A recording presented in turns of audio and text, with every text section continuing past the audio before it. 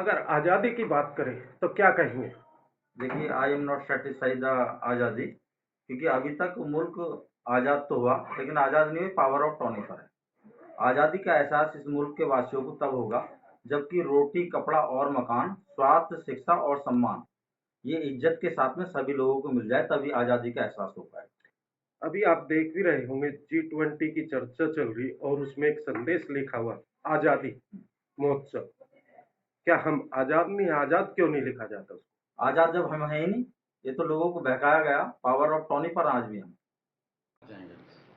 मेरा नाम रमेश सिंह गौतम है और सबसे पहले तो मैं मीडिया के सभी लोगों के लिए अपनी तरफ से धन्यवाद करता हूं और हमारे राष्ट्रीय अध्यक्ष सतवीर सिंह जाटव जी, बड़े भाई, इनकी जो मुहिम चल रही है उनकी मुहिम के तहत मैं इनके साथ हूँ और जैसे भी जो आज्ञा होगी उसका पालन करेंगे। हमारे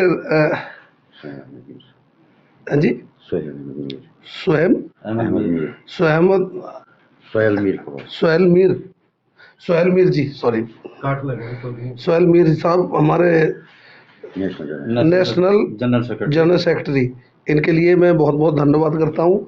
और ये वहाँ से चल के आए दिल्ली में, बहुत अच्छा लगा और बस, थैंक यू। रेडी साहब। सुहेल मीर जी, जिस प्रकार से दलित जन जागृति मिशन का अभियान पूरे देश में चल रहा है और आप उसको लेकर के दिल्ली पहुंचे हुए हैं और आपको जम्मू एंड कश्मीर यूपी की भी जिम्मेदारी दी गई है, तो क्या कहेंगे, किस प्रकार से विस्तार हो पा रहा है? क्या बाबा के सपने साकार हो पाएंगे? बेशक, सबसे पहले में जो हमारे नेशनल प्रधान है सतवीर सिंह जाटव जी, जिन्हें मुझे 3 महीने लगे आज की डेट में अपॉइंटमेंट लेने के लिए, जिन्हें मैंने आज यहाँ पे दावत दी है, मैं खुशकिस्मत हूँ कि मुझे ऐसा एक गुरु मिला है जो बाबा जी के संविधान को लेके चले हैं और उसे चलाने में दिन रात वो मेहनत करते हैं। अगर हम घर में बैठने के काबिल है तो उसी के बदौलत अगर हम JNK UT में इस वक्त कामयाबी की नस्ल को बढ़ा रहे हैं और आगे हुकूमत की हिस्सेदारी चाहते हैं, वो उसके बदौलत से, क्योंकि उन्होंने मुझे सीख दी है, उन्होंने मुझे इस संविधान को समझाया है। और माशाल्लाह आज JNK UT में हम दावे के साथ कह सकते हैं 56 सीट हम असेंबली के निकालेंगे आराम से, क्योंकि ये दलित और मुसलमान एकजुट होकर लड़ रहे हैं। तो क्या लगता है जिस प्रकार से विस्तार हो रहा पूरे देश में, कहाँ कहाँ तक आपका मिशन पहुँच? जहाँ तक मैं अपने नेशनल प्रधान से कांटेक्ट में हूँ, मैं उनसे बात करता रहता हूँ अक्सर इस मामले में। जहाँ भी जब भी मैंने उन्हें वीडियो कॉल की तो मुझे लगता है ऑल ओवर इंडिया के 29 स्टेटों में वो वर्क कर रहे हैं। बाकी उम्मीद है कि 24 से लेकर 24 से 25-26 स्टेटों तक हमारा फतह साबित इंशाल्लाह आगे होने वाला है।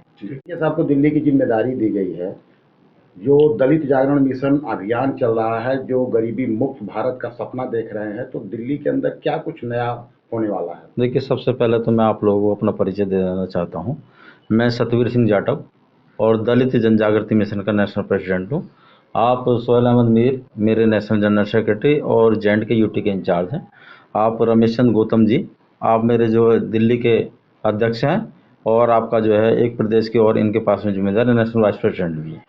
जैसा कि अब आप बता रहे हैं कि दलित जन जागृति मिशन के हम लेकर के चलें, दलित का मतलब तो होता है जो दबा जा रहा है, जो कुचला जा रहा है, जो कमज़ोर है, हर वर्ग में वो दलित होता है, किसी कास्ट सेक्शन से नहीं होता है।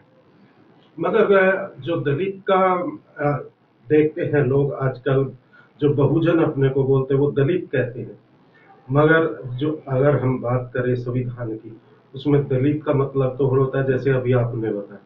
तो उन लोगों को क्या संदेश देना चाहेंगे? और अब 2024 में चुनाव भी आ रहे, उसको लेकर क्या तैयारी आप लोग? देखिए, 2024 के चुनाव की जो बात है उस पर अभी हम जो है आपका सर्च कर रहे हैं। जैसा कि दलित जन जागृति मिशन ऑल ओवर इंडिया के अंदर समथिंग जो है 25 स्टेटों के अंदर जो है दस्तखत दे चुका है।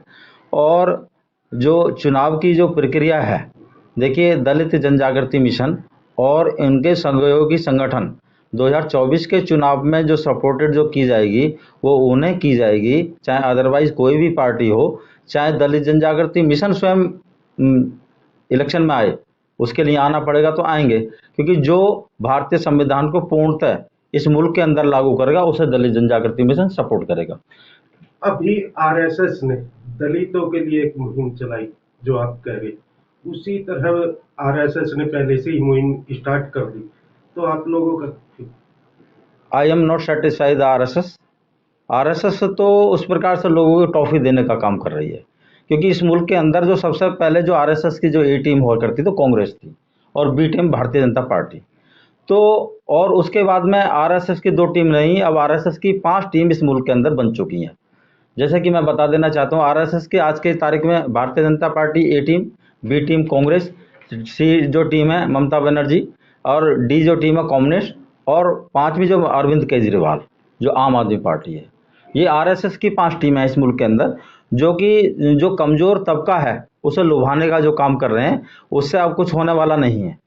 कहीं ना कहीं आप भी राजनीति में जा रहे हैं, तो आप किसको लुभाएंगे, किन लोगों को अपने साथ जोड़ेंगे? राजनीति में हमारा जाने का कोई उद्देश्य नहीं है, लेकिन अगर बाबा साहब के द्वारा जो लिखा जो संविधान है, जो बाबा साहब ने जो संविधान को लिया, कॉन्स्टिट्यूशन ऑफ इंडिया जो भारत का संविधान है, अगर उसे ये पूर्ण रूप से लागू नहीं करते हैं तो हमें वो हमारी मजबूरी होगी कि चाहे हम जेएंड के यूटी से शुरुआत करें या चाहे हम किसी भी स्टेट से शुरुआत करें, लेकिन हम तब तक होश नहीं लेंगे जब तक कि पूर्ण रूप से भारत के संविधान को लागू नहीं करा देंगे।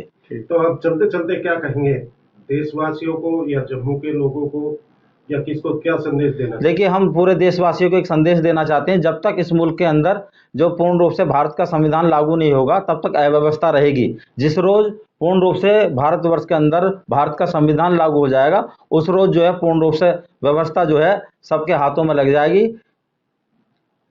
हाँ, क्या उसमें महसूस हो रहा है जो कौन कौन सा ऐसा एंगल है जो बाबा साहब का जो संविधान है उसको इन लोगों ने लागू नहीं किया? देखिए, मैं एंगल बता देना, जो जैसे आर्टिकल 21 है जिसके तहत जो भागीदारी की बात होती है, राष्ट्र के अंदर जो है हम लोगों की कोई भागीदारी नहीं है। कार्यपालिका न्यायपालिका जो खाली पड़ी है उसमें हमारे लोग नहीं है, और स्टेटों को गैर बराबरी का दर्जा दिया जाएगा, बराबरी का किसी को कोई दर्जा नहीं है, समझे। और आर्टिकल 14 के तहत कोई काम नहीं है, आर्टिकल 19 के तहत कोई काम नहीं है, आर्टिकल 338 के तहत कोई कार्य नहीं है, समझे।